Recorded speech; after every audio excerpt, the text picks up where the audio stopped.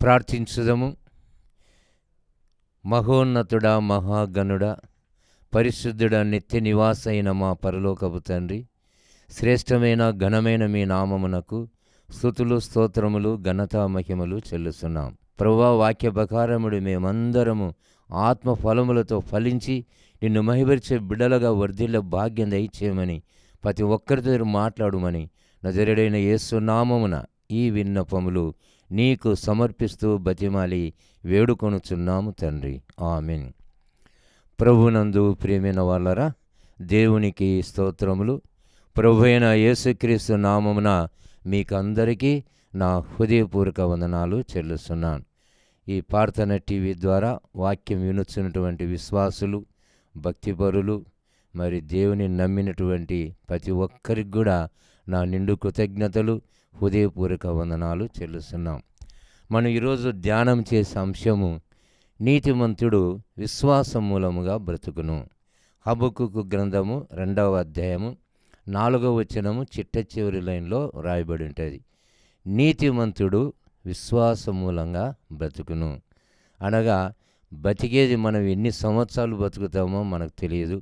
అది దేవుని ప్రేమను బట్టి, దేవుని చిత్తానుసారంగా మనం ఈ లోకంలో బ్రతకడం అనేది, జీవించడం అనేది జరుగుతుంది. పరిశుద్ధ గ్రంథంలో మనం చూసినప్పుడు 90 దావీదు కీర్తన 10వ వచనం మనం చూస్తే, నరుని ఆయుష్కాలము 70 సంవత్సరములు లేక 80 సంవత్సరాలు అంటాడు. అంటే ఒక నిర్ణయాన్ని దేవుడు ఏర్పాటు చేసినాడు. 70 లేక 80 సంవత్సరములు అన్నాడు. అయితే 80 పైన కూడా ఉందన్నాడు ఆయుస్సు. అయితే ఆయాసము, ప్రయాసము అన్నాడు. ప్రియమైనటువంటి వాళ్ళరా, ఏది ఏమైనా ఎవరు ఎన్ని సంవత్సరాలు బతుకుతారో అది దేవుని ప్రేమను బట్టి, దేవుని కృపను బట్టి ఉంటున్నదని మనం తెలుసుకోవాలి. ద్వితీయోపదేశ కాండము 34వ అధ్యాయము 7వ వచనం మనం చదువుకుంటే, మోసే 120 సంవత్సరాలు బతికినాడు. అతడు చనిపోయేసరికి అతనికి సత్తువ తగ్గలేదు, అతని చూపు కూడా తగ్గలేదు. కాబట్టి మంచి ఆరోగ్యంగా ఉన్నాడు, బాగా నెమ్మదిగా ఉన్నాడు. ఒక మంచి మరణాన్ని, దేవుడు అనుగ్రహించిన మరణాన్ని అతడు పొంది ఉంటున్నాడు. కాబట్టి ఈ లోకంలో మనం ఎన్ని సంవత్సరాలు జీవించినా అది దేవుని ప్రేమను బట్టి, దేవుని కృపను బట్టి, మన విశ్వాసాన్ని బట్టి ఉంటున్నదని దేవుడు ఇప్పుడు ఈ వాక్యం ద్వారా సెలవిస్తున్నాడు. కాబట్టి నీతిమంతుడు విశ్వాసం మూలంగా జీవించును. అంటే మనం ఈ లోకంలో జీవిస్తున్నామంటే మరి ఆ విశ్వాసమే, దేవునిపైనటువంటి నమ్మకం, ఆ నమ్మకమే మనం నీతిమంతులమని దేవుడు సెలవిస్తున్నాడు. మన పరిశుద్ధ గ్రంథంలో మరి దావీదు కీర్తనలు 37వ అధ్యాయము 25వ వచనం మనం చదువుకున్నప్పుడు, నేను పిల్లవాడైన ఇంటిని ఇప్పుడు పెద్దవాడని ఉన్నాడు, ముసలివాడై ఉన్నాను. నీతిమంతులు విడవబడుట కానీ వాని సంతానము భిక్షమెత్తుట నేను చూడలేదంటాడు. ప్రియమైనటువంటి వాళ్ళరా, చిన్నతనము నుండి, బాల్య ప్రాయము నుండి దావీదు మనకు సాక్ష్యం ఇస్తున్నాడు. తాను వృద్ధుడైనాడు, ముసలివాడైనాడు అనగా 70-80 సంవత్సరాల కాలంలో నీతిమంతుల గురించి ఆయన ఏమని తెలియపరుస్తున్నాడంటే, నీతిమంతుడు విడవబడుట కానీ అతని సంతానము భిక్షమెత్తుట కానీ నేను చూడలేదు. అంటే నీతిమంతుల ఇండ్లు, నీతిమంతుని కుటుంబం, నీతిమంతుని యొక్క వంశం అనేది ఎప్పటికీ ఆశించబడుతుంది. దేవుడు ఎప్పుడు వారిని విడిచిపెట్టడు, ఎడబాటు చేయడు అన్నటువంటి విషయాన్ని దావీదు భక్తుని ద్వారా దేవుడు మనకు తెలియపరుస్తున్నాడు. కాబట్టి సామెతల గ్రంథము 3వ అధ్యాయం 33వ వచనం మనం చదువుకున్నప్పుడు, నీతిమంతుని నివాస స్థలమును యెహోవా ఆశ్రయించను, దేవుడు ఆశ్రయించను.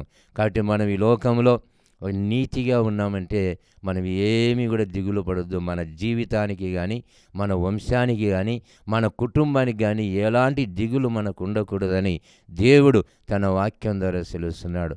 మానవులను మనము చూచినప్పుడు ఈ యొక్క నీతిమంతుల్లో 3 రీతులుగా మనకు కనబడతారు. మొట్టమొదటి వారు నీతిమంతులు, రెండవ వారు అవినీతిమంతులు, అంటే అవినీతి పరులు, మూడవ వారు దుర్నీతి పరులు. ఈ రీతి ఉంటారు. నీతి గలవారు ఎవరంటే దేవుని నమ్ముకొని భక్తిగా ఉండి ఏ తప్పు చేయకుండా యథార్థంగా జీవించేటువంటి వారు. ఏ నేరము లేకుండా బతికేటటువంటి వారు, వారు నీతిమంతులు.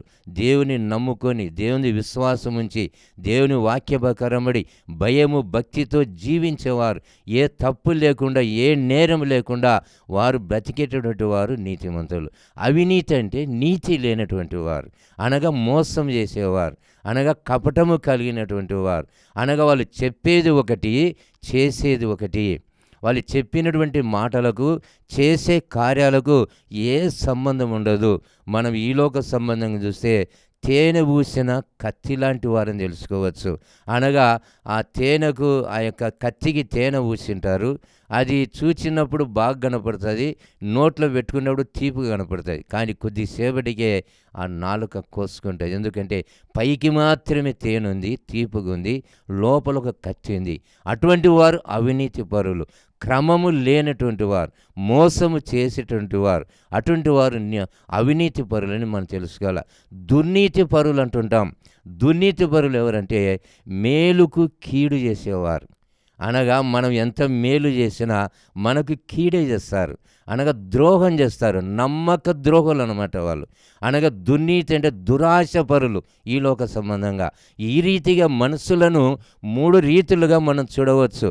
కానీ ప్రియమైనటువంటి వాళ్ళరా, మనం మొట్టమొదటి రకము నీతిమంతులు. నీతిమంతులు ఎటువంటి వారు, దేవుడు ఏ రీతిగా వారిని ఆశ్రయిస్తాడు అనే విషయాన్ని మనం చూసినప్పుడు, నీతిమంతులను దేవుడు విడిచిపెట్టాడు, వాని సంతానము భిక్షమెత్తదు. ఎప్పుడు నీతిమంతుల వంశము, నీతిమంతుల కుటుంబం, నీతిమంతుల నివాస స్థలాన్ని దేవుడు ఎప్పటికీ దీవిస్తూనే ఉంటాడనే విషయాన్ని దేవుడు తన వాక్యం ద్వారా సెలవిస్తున్నాడు. ప్రియమైనటువంటి వాళ్ళరా, మరణ కాలమందు నీతిమంతునికి ఆశ్రయం కలదంటాడు. సామెతల గ్రంథము 14వ అధ్యాయము 32వ వచనం మనం చదువుకున్నప్పుడు, మరణ కాలమందు నీతిమంతునికి ఆశ్రయం కలదు. మరణం అనేది ఎవరికైనా భయమే, కానీ నీతిమంతుడు భయపడాల్సిన అవసరం లేదు. ఏ తప్పు చేయని వాడు, ఏ పాపము చేయనటువంటి వాడు, దేవుని మందు విశ్వాసం ఉంచి నమ్ముకొని భయభక్తి ఉన్నటువంటి వాడు మరణ సంబంధమైన వాటికి ఎప్పటికి కూడా భయపడకూడదనే విషయాన్ని దేవుడు సెలవుస్తున్నాడు. కాబట్టి మరణ కాలమందు నీతిమంతునికి ఆశ్రయము కలదు. మనం ఉదాహరణగా బిలాము ప్రవక్తను మనం చూసినప్పుడు, బిలాము అంటే ప్రజలకు ప్రభు అని అర్థం, అది అత్యంత జ్ఞాని గలవాడని అర్థం. అటువంటి వాడు ఏమైపోయినాడంటే, ఒక అంత్యకాలములో అతడు చెడిపోయినటువంటి వాడంటున్నాడు, దుర్నీతిపరుడైనాడు అతడు. 2వ పేతురు 2వ అధ్యాయం 16వ వచనంలో బిలామును గురించి అక్కడ దేవుడు మనకు సెలవిస్తున్నాడు. అతడు దుర్నీతి వలన కలుగు బహుమానమును ప్రేమించినాడు, అందువలన అక్రమం అతనిలో విస్తరించింది. అక్రమం చేత వాడు మరి దుర్నీతిపరుడైపోయినాడు.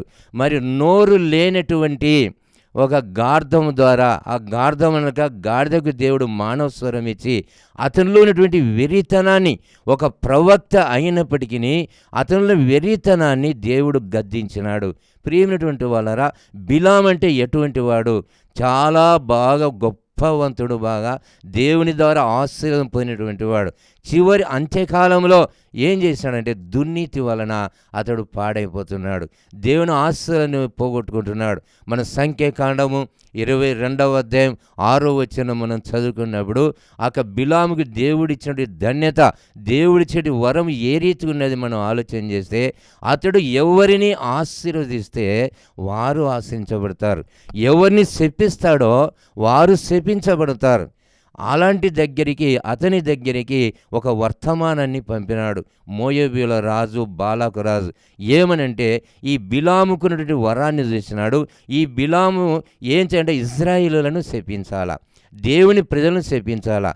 అందుకొరకు కొంత ద్రవ్యమును పంపినాడు, బహుమానమును పంపినాడు, దానికి ఆశపడినాడు. దురాశ దుఃఖానికి చేసేటటువంటి రీతిలో ఒక నీతిగా ఉన్నటువంటి వాడు దుర్నీతిపరుడైపోయినాడు. అందువలన ఆ బహుమానం కోసము దేవుని దగ్గర గద్దించబడినాడు. దేవుడు ఒక గాడిద మీద అతడు పోతుంటే దేవుడు బుద్ధి చెప్పినాడు. ప్రియమైనటువంటి వాళ్ళరా, సంఖ్యాకాండము 22వ అధ్యాయం 22వ వచనం నుండి 34 వచనాల వరకు మనం చదువుకుంటేనగా అక్కడ దేవుడు సెలవిస్తున్నాడు. చేస్తాడు. అతడు ఆ యొక్క బాలాకు రాజు పంపినటువంటి ఆ బహుమానమును ఆశించి ఇజ్రాయేలును ఆశ్రయించాల గాని ఆశ్రయించకుండా వారికి శాపం ఇవ్వడానికి ఒక గాడిద మీద బయలుదేరిపోతుంటే దేవుడు దేవదూతను పంపినాడు. ఎదురుగా దేవదూత ఒక ఖడ్గం పట్టుకొని నిలబడినప్పుడు మరి ఈ యొక్క గాడిద ఏమైపోయిందంటే ఒక పొలంలోనికి వేయింది. ఇది పక్కకు పోయిందని చెప్పి దాన్ని కొట్టడం ప్రారంభం చేసినాడు. తిరిగి ఇంకా దేవదూత ఎదురుగా ఉన్నప్పుడు ఖడ్గం పట్టుకొని అది ద్రాక్ష తోటల సందు అనగా 2 గోడల సందులో అతడు వెళ్ళింది. ఆ గోడకు తగులుకొని కింద పడితే ఈ బిలాము ఇంకా తిరిగి మళ్ళీ దాన్ని కొట్టడం ప్రారంభించినాడు. మూడవసారి ఇరుకైనటువంటి స్థలం అనగా పోలినటువంటి స్థలంలో దేవదూత అడ్డంగా నిలబడింది, బాగా కత్తి పట్టుకొని. ప్రియమైనటువంటి వాళ్ళారా, దేవుడు సెలవిస్తుంటున్నాడు. అప్పుడు కొట్టినాడు. అప్పుడు గాడిదకు దేవుడు మాటలు ఇచ్చినాడు, మానవ స్వరాన్ని ఇచ్చినాడు. నీవు నన్ను ముమ్మారు కొట్టితివి, నేను ఎందుకు కొట్టినాను? దేవుడు ప్రత్యక్షమై అక్కడ దేవదూత ద్వారా ఏమని మాట్లాడాడంటే, సంఖ్యాకాండము 22వ అధ్యాయము 33వ వచనాలు మనం చదువుకున్నప్పుడు అక్కడ దేవుని ద్వారా పంపబడిన దూత నేను, కాబట్టి నేను ముమ్మారు గాడిదకు కనపడినాను, ప్రత్యక్షమైనాను. గాడిద నా మాట వినింది. ఒకవేళ నీవు ఈ నా మాట వినక నీవు ఒకవేళ ఇంకా నువ్వు ద్రోహం చేసింటే నేను గాడిదను విడిచిపెట్టి నిన్ను చంపుదును, ఈ ఖడ్గం చేత నిన్ను చంపుతున్నప్పుడు అయ్యో నేను పాపిని, నాకు తెలియదు, నువ్వు గాడిదకు కనపడుతున్నావు కానీ నాకు కనబడలేదు, నేను చూడలేదు, నా పాపాన్ని క్షమించు, నా దుర్నీతిని తీసివేయి అని అక్కడ ఏం చేసినట్టే ప్రాధేయపడినాడు. అప్పుడు దేవుడు అతనికి క్షమాపణ ఇచ్చినాడు. కాబట్టి ప్రియమైనటువంటి వాళ్ళరా, ఒక నీతి గలవాడు దుర్నీతపరుడైనాడు, ఒక ప్రవక్త అయిన వాడు వెర్రివాడైపోయినాడు ఒకటేసారి. అనగా దేని వలన? ఈ లోకసంటి ధనం వలన, ఈ లోకసంటి అక్రమ సంపాదన వలన, ఈ లోకసంటి దురాశ వలన అతడు ఏమైపోయినాడంటే ఒక ప్రవక్తగా ఉన్నటువంటి వాడు ఒక వెర్రివాడైపోయినాడు ఒకటేసారి, తెలివి లేనటువంటి వాడైపోయినాడు. అందుకే అతడు ప్రాయశ్చిత్త పడినాడు. నా పాపాన్ని క్షమించండి, నా పాపాన్ని పరిహరించండి, నన్ను క్షమించండి అని చెప్పి దేవుని దగ్గర ప్రాధేయపడినాడు, దేవునికి ప్రార్థన చేస్తున్నాడు. సంఖ్యాకాండం 23వ అధ్యాయం 10వ వచనం మనం చదువుకున్నప్పుడు, నీతిమంతుల మరణం వంటి మరణము నాకు కలుగునుగాక, నా అంత్యదశ ఆ నీతిమంతులకు అంతం ఏ రీతిగా ఉంటుందో నాకు కూడా ఆ రీతిగా ఉండాలా, నీతిమంతుల మరణాన్ని కోరుకుంటున్నాడు. కాబట్టి ప్రియమైనటువంటి వాళ్ళరా, మహాజ్ఞానటువంటి సొలొమోను చెప్పిన మాట, నీతిమంతునికి మరణకాలమందు ఆశ్రయము కలుగును. కాబట్టి ప్రియమైనటువంటి వారు, ఈ లోకంలో దేవుడు సెలవిస్తున్నాడు, ఖచ్చితంగా నీతిమంతుని దేవుడు విడిచిపెట్టాడు, వాళ్ళను క్షమిస్తాడు.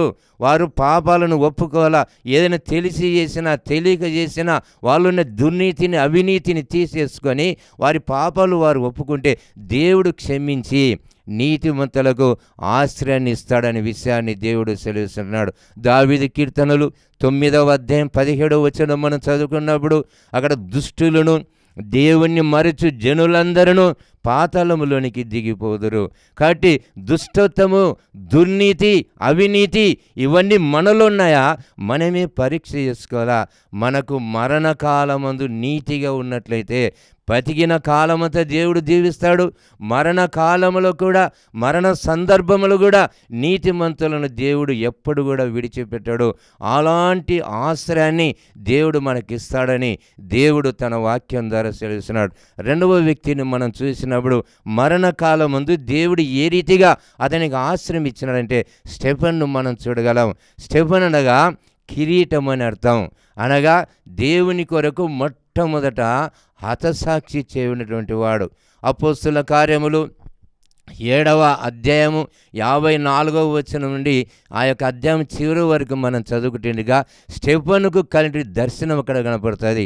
ఆ ప్రజలు ఏం చేసినారంటే ఒక దొమ్మిగా అతని మీదకి వచ్చినారు, కోపపడినారు, మండిపడినారు, పండ్లు కొరికినారు, పటపటపట అని కరకరాని పండ్లు కొరికినారు. ప్రియమైన వాళ్ళరా, అంతమంది వచ్చి అతని మీద పడి వాళ్ళంతా కోపపడి వాళ్ళు పండ్లు కొరికి అతన్ని ఏం చేయాలనిగా ఆ సమయంలో వాళ్ళ పండ్ల శబ్దాన్ని ఇతడు చూడలేదు. లేదంటే వాళ్ళ గుంపు యొక్క దోపిడీని వాళ్ళు చూడలేదు. ఆ దౌర్జన్యం ఎక్కడ ఏం చూస్తున్నాడంటే దేవుని దర్శనాన్ని చూస్తున్నాడు. ఆ ఆపదలో, ఆ మరణ దశలో, అంత్యకాలములో దశలో స్టెఫనుకు దేవుడు ఆశ్రయాన్ని ఇచ్చినాడు. ఆకాశము తెరవబడింది. ఆకాశం గుండా ఆకాశం తెరవబడింది అంటే మన కన్నులకు ఎంత చూపు ఉంది? 1 కిలోమీటరు మనకు కనబడదు, ఇంత దగ్గర మనకు చూపు ఉండదు. కానీ దేవుడు నీతిమంతులకు ఎటువంటి చూపునిస్తున్నాడు? ఒక ఆత్మీయ చూపు. అది ఆకాశం ఎంత దూరం ఉన్నది, ఏం ఆశ్చర్యం అది, ఏ సైన్స్ అయినా చెప్పగలరా? మనం ఆలోచన చేసినప్పుడు స్టెఫనుకు దేవుడు అటువంటి దర్శనాన్ని ఇచ్చినాడు. ఆకాశం తట్టు చూస్తే ఆకాశం తెరవబడింది. అక్కడ దేవుణ్ణి చూస్తున్నాడు. ఆయన కుడిపార్శ్వమున నిలిచి ఉన్నటువంటి నజరేయుడైన యేసును చూస్తున్నాడు. యేసును, అంతేగాని అతని చూపు అంత ఎట్టుందంటే ఆత్మీయంగా ఉంది, దేవుని మీద ఉంది. ఇంతమంది ద్రోహులు, ఇంతమంది శత్రువులు ఇతని మీదికి వచ్చి ఇతని మీద కోపపడి పండ్లు కొరికి ఇతన్ని రాళ్ళు పట్టుకొని రాళ్లతో కొట్టుతూ ఉంటే ఆ రాళ్లను కూడా ఇతడు చూడలేదు. రక్తపు మడుగులో పడిపోతున్నాడు, రక్తము కారిపోతుంది, అయినగానే అది కనపడడం లేదు. ఏం కనపడుతుందంటే నీతిమంతునికి మరణకాలమందు ఆశ్రమి ఏ రీతిగా ఉన్నదో అలాంటి ప్రవచనం ప్రకారం, దేవుని వాక్య ప్రకారం పడి అతనికి దేవుడు ఏం చేశాడంటే దేవుని దర్శనాన్ని ఇచ్చినాడు, పరలోక రాజ్యాన్ని చూపిస్తుంటున్నాడు. అప్పుడు ప్రార్థన చేసినాడు స్టెఫను, యేసు ప్రభువా నా ఆత్మను నీ దగ్గర చేర్చుకో. అది మొట్టమొదటి ప్రార్థన. రెండవది, ఈ పాపము వీరి మీద మోపవద్దు. ఎవరి మీద మోపాలంగా? ఒకవేళ తన మీదనే మోపగల. కానీ ప్రియమైనటువంటి వాళ్ళరా, దేవుడు సెలవిస్తున్నాడు, ఒక నీతిగా జీవించినప్పుడు స్టెఫనులో ఏ పాపము లేదు. యవనస్తుడు అతడు. అతని యొక్క జీవితమే ఆత్మీయమైన జీవితము, దైవ జ్ఞానము కలిగిన జీవితము, దేవుని ఆత్మతో నింపబడినటువంటి జీవితం అది. అటువంటి వానికి ఈలోక సంబంధంగా శత్రువులు గుంపులై ఒక గుంపుగా వచ్చి అతని మీద పడి అతని రాళ్లతో కొడుతున్నారు, మండిపడుతున్నారు, కోపపడుతున్నారు, ఎన్నో శరీరం అంతా గాయపరుస్తున్నారు. అయినా దేవుడు స్టెఫనుకి ఏ దర్శనం ఇచ్చాడంటే పరలోక దర్శనాన్ని ఇచ్చినాడు. దేవుణ్ణి కళ్ళరా చూచే దర్శనం. ఆ దేవుని నేను చూస్తున్నాను, ఆయన కుడిపార్శ్వమున నిలిచి ఉన్నటువంటి నజరేయుడైన యేసును నేను చూస్తున్నాను అని చెప్పి అతడు తన ప్రాణాన్ని ఇస్తాడు దేవునికి, తన ఆత్మని ఇస్తాడు. కాబట్టి ప్రియమైనటువంటి వాళ్ళరా, నీతిమంతులను దేవుడు విడిచిపెట్టాడు, వాని సంతాన్ని విడిచిపెట్టాడు. వాళ్ళు భిక్షమెత్తడం దేవుడు నేను ఎప్పుడు చూడలేదని దావీదు ఏ రీతి చెప్తున్నాడో అలాంటి ఆశీర్వాదము మనకుంటుందని నీతిమంతులు నిత్యము జ్ఞాపకములు ఉంటారు. 112వ దావీదు కీర్తన 6వ వచనం మనం చదువుకున్నప్పుడు నీతిమంతులు నిత్యము జ్ఞాపకములు ఉంటారు అనగా నీతిమంతులను దేవుడు ఎప్పుడు చూస్తూనే ఉంటాడు. మనం 1 పేతురు 3వ అధ్యాయము 12వ వచనం మనం చదువుకుంటే ప్రభువు కన్నులు నీతిమంతుల మీదను ఆయన చెవులు వారి ప్రార్థనల వైపు ఉన్నాయంటాడు. చూడు, దేవుడు ఉన్నాడు, దేవుడు నీతిమంతులు ఈ లోకంలో ఉన్నారు, భయభక్తుల వారు ఉన్నారు, విశ్వాసులు ఉంటున్నారు అందరూ కూడా. అయితే దేవుడు ఏం చేశాడంటే ఆయన కన్నులు వారి వైపు ఉంటున్నవి, ఆయన చెవులు వారి ప్రార్థనల వైపు ఉంటున్నాయి. కాబట్టి నీతిమంతులకు ఎప్పుడు కూడా ఆశ్రయమే. ఈ లోకంలో నీతిమంతుడు విశ్వాసం మూలంగా బతుకును. ఎన్ని సంవత్సరాలు మనం బతికినా విశ్వాసం మూలంగా మనము బతుకుతుంటాం, జీవిస్తుంటాం. దేవుడు తన కన్నులతో మనల్ని చూస్తుంటాడు. ఏ ఆపద రాకుండా, ఏ కష్టం వచ్చినా దేవుడు మనల్ని ఎప్పుడు కూడా విడిచిపెట్టాడు. మనం 34వ కీర్తన 19వ వచనం మనం చదువుకున్నప్పుడు నీతిమంతునికి కలుగు ఆపదలు అనేకములు, ఒకటి కాదు. మనం నీతిగా ఉన్నామని ఈ లోకంలో మనం జీవించినప్పుడు నీతిమంతునికి ఆపదలు అనేవి అనేకములు. మరి అనేకమైన ఆపదలు దిగులు పడాలనా, చింతించాలనా? దిగులు పడొద్దు నీతిమంతుడు. నీతిమంతులు సింహములు ఉంటారు ఎప్పటికి కూడా. ఒకవేళ ఈ లోకంలో ఎవడంటే వాడు తరమకుండానే పారిపోతాడు దుష్టుడు బెదిరిపోవాలా, దుష్టుడు పిరికివాడవుతాడు. కానీ నీతిమంతులు సింహములు ఉంటారు. సామెతల గ్రంథం 28 ఉంటారు, నీతిమంతులు సింహములు ఉంటారు. కాబట్టి ఆపదలు అనేకములు, ఎన్ని ఆపదలైనా రమ్మను, ఎన్ని కష్టాలైనా రమ్మను, ఎన్ని బాధలైనా రమ్మను, ఎన్ని ఇబ్బందులు వచ్చినా పర్వాలేదు, ఎన్ని రోగాలు, ఈ లోకంలో మనకి ఎన్ని రోగాలు ఉన్నాయి, ఎన్ని ప్రమాదాలు ఉన్నాయి, ఎన్ని ఆటంకాలు ఉన్నాయి, ఎన్ని వచ్చిన నీతిమంతుడు సింహం అది ఉంటాడు. దేవుడు వాటన్నిటి నుండి, ఆపదలన్నిటి నుండి దేవుడు యేసుప్రభు వారు మనల్ని తప్పిస్తాడు అనే విషయాన్ని దేవుడు తన వాక్యం ద్వారా సెలవిస్తున్నాడు. కొండ మీది ప్రసంగంలో దేవుడు సెలవిస్తాడు. పరిశుద్ధ మత్తయి రాసిన సువార్త 5వ అధ్యాయము 10వ వచనం మనం చదువును. నీతి నిమిత్తము హింసింపబడువారు ధన్యులు, పరలోక రాజ్యము వారిదని దేవుడు సెలవిస్తున్నాడు. కాబట్టి ప్రియమైనటువంటి వాళ్ళరా, కొండ మీద ప్రసంగం వేల మంది జన సమూహం ఉంటుండేది, వేల మంది జన సమూహం. ఆ జన సమూహానికి యేసుప్రభు బోధిస్తున్నటువంటి వాక్యం అది నీతిని గురించి తెలియపరుస్తున్నాడు. నీతి నిమిత్తము హింసింపబడువారు ధన్యులు, పరలోక రాజ్యము వారిది. కాబట్టి మనకి ఈ లోకములో నీతి కొరకు హింసించబడుతున్నామా? నీతి కొరకు మనము బాధలు పడుతున్నామా? కష్టాలు ఉంటుండయా? శత్రువులు వెంటాడుతున్నారా? సైతానుడు మనల్ని శోధిస్తున్నాడా? బెదరకూడదు, ఎప్పుడు భయపడకూడదు. నీతిమంతుడు ఒక సింహం లాంటి వాడు. సింహం వలె ధైర్యంగా ఈ లోకములు ఉండాలా. మనం ఈ లోక సంబంధించిన సింహాలు, సైతాను సింహాలు ఎదురు తిరుగుతుంటాయి, వెంటాడుతుంటాయి. మొదటి పేతురు 5వ అధ్యాయం 8వ వచనం మనం చదువుకుంటే, మన అపవాది, మీ విరోధినటువంటి అపవాది గర్జన సింహం వలె ఎవరిని మింగాలని వెదుకుచూ తీరుచుంటుంది. కానీ మనలో ఉన్న సింహం నీతి అనే సింహం. యేసుప్రభు నీతిమంతుడైన యేసుప్రభు వారు నీతిమంతుడు. ఆ నీతిమంతుడు మనలో ఉన్నాడు కాబట్టి ఈ గర్జన సింహాన్ని తల తీసేస్తాడు ఒకటేసారి, ఆ సింహాన్ని దూరపరుస్తాడు. కాబట్టి ప్రియమైనటువంటి వాళ్ళరా, మనం ఎప్పటికి కూడా మనం బెదరాల్సిన, చింతించాల్సిన అవసరం లేదు. క్రైస్తవుడు దేవుని నమ్మినటువంటి వాడు, నిజమైన దేవుని నమ్మినటువంటి వాడు, ఒక నీతిగా జీవించేవాడు, దేవుని యందు విశ్వాసం గలవాడు. అందుకు హబక్కూకు ప్రవక్త చెప్తుంటున్నాడు, నీతిమంతుడు విశ్వాసం మూలంగా బ్రతుకును. అతని జీవితమే ఎన్ని సంవత్సరాలు జీవించినా, ఎన్ని సంవత్సరాలు బతికినా మనకి ఎలాంటి దేవుడు ఏ నష్టం లేకుండా, ఎన్ని ఆపదలు వచ్చినా వాటన్నిటి నుండి కూడా దేవుడు కాపాడి రక్షిస్తాడు అనే విషయాన్ని దేవుడు తన వాక్యం ద్వారా సెలవిస్తుంటున్నాడు. మనం యేసేపును గురించి, అనగా మరియమ్మ భర్త అయిన యేసేపును గురించి మనం ఆలోచన చేసినప్పుడు, పరిశుద్ధ మత్తయి రాసిన సువార్త 1వ అధ్యాయము 19వ వచనం, ఆ యేసేపు నీతిమంతుడయ్యుండి ఆమెను అవమానపరచనులక రహస్యంగా ఆమెను విడనాడ ఉద్దేశించెను. అతడు ఈ సంగతుల గురించి ఆలోచించుకొనుచుండగా ప్రభువు దూత అతని ప్రత్యక్షమై, దావీదు కుమారుడైన యేసేపు, నీ భార్య అయిన మరిచిది భయపడాకు. ఒక సింహం ఉండయా నువ్వు, అసలు నువ్వు భయపడాకు. ఎందుకు నువ్వు దిగులు పడుతున్నావు? నీ భార్య మరియమ్మ, ఆమె గర్భం ధరించింది, పరిశుద్ధాత్మలో కలిగినది.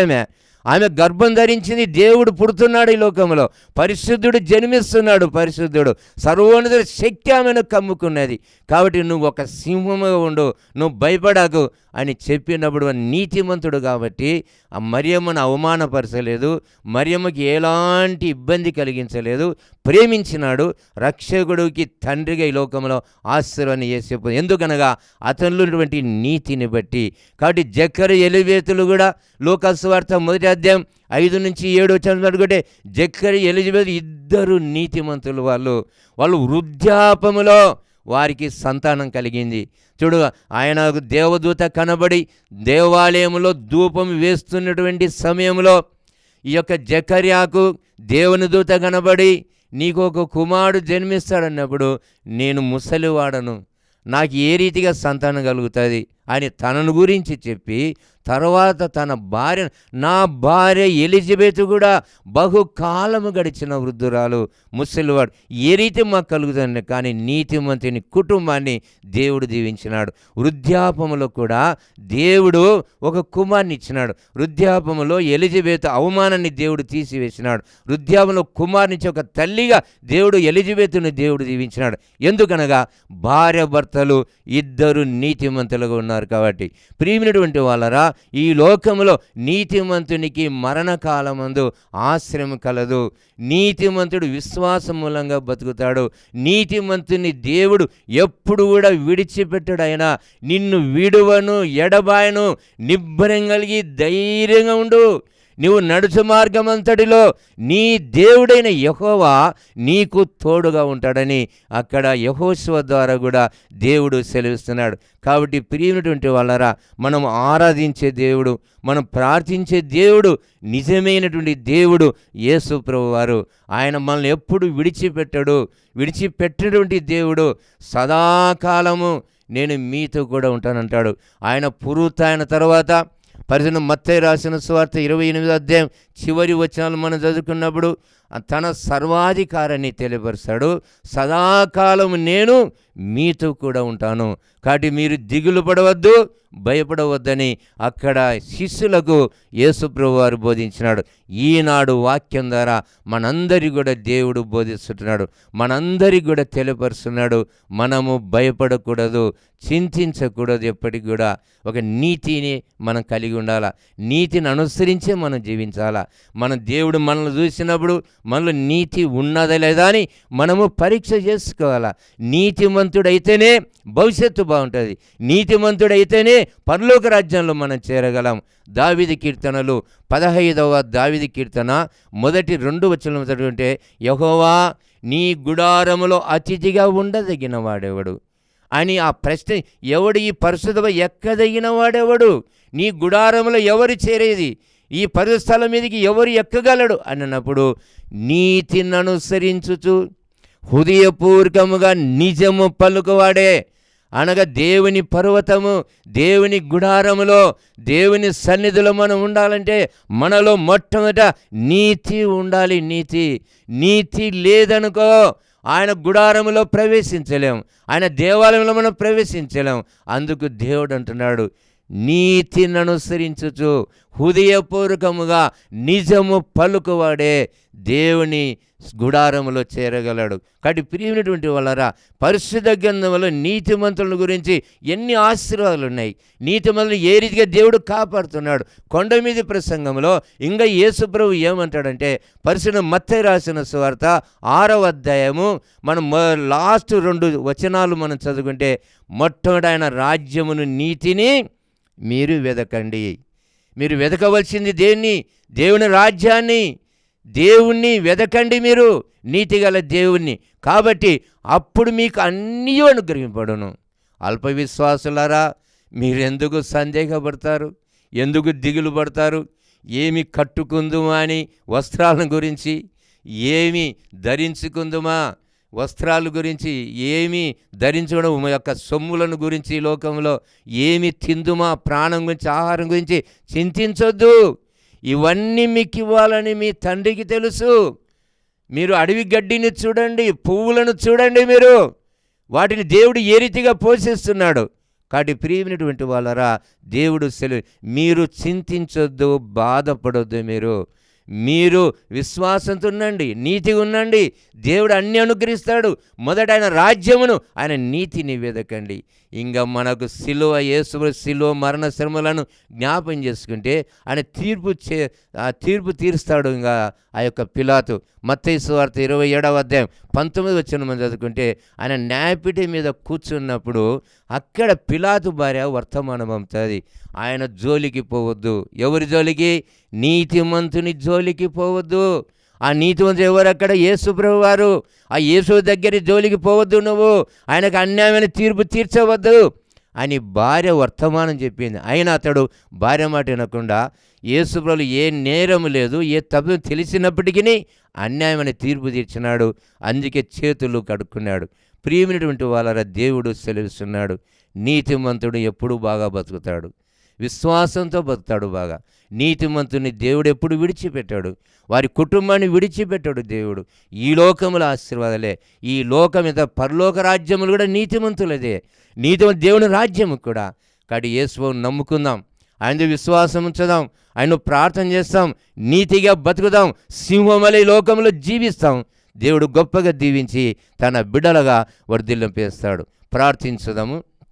ప్రేమ స్వరూపైన మా పరలోకపు తండ్రి, మహోన్నతుడా, గొప్ప దేవ, మీ బంగారు పాదములకు స్తుతులు వందనాలు చెల్లిస్తున్నాం తండ్రి. మీ జీవ మాటల ద్వారా వినిపించిన దేవుడవు, నీతిమంతునికి ఎన్ని ఆశీర్వాదాలు ఉన్నాయి తండ్రి తెలియపరిచినావు.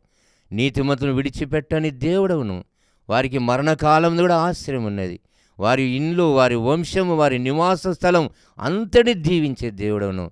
మాలో నీతి ఉన్నదా ప్రభువా? దేవుని నమ్మడమే నీతి గల జీవితం. యథార్థత, ఏ తప్పులు లేకుండా జీవించడమే, ఏ లోపం లేకుండా జీవించడమే. ఇప్పుడు ఈ వాక్యం ద్వారా వినుచున్న ప్రతి బిడ్డను దీవించినైనా నజరేడైన యేసు నామమున ఈ విన్నపములు నీకు సమర్పిస్తూ బతిమాలి వేడుకొనుచున్నాము తండ్రి. ఆమీన్. మన ప్రభు అయిన యేసుక్రీస్తు కృప, తండ్రి అయిన దేవుని ప్రేమ, పరిశుద్ధాత్మక అన్నున్న సహవాసము ఇక చేన మనకు యేసు నమ్మిన ప్రతి బిడ్డకు, మన సంఘములటికి, సర్వలోకానికి ఇప్పుడెల్లప్పుడు సదాకాలము తోడయుండునుగాక. ఆమీన్.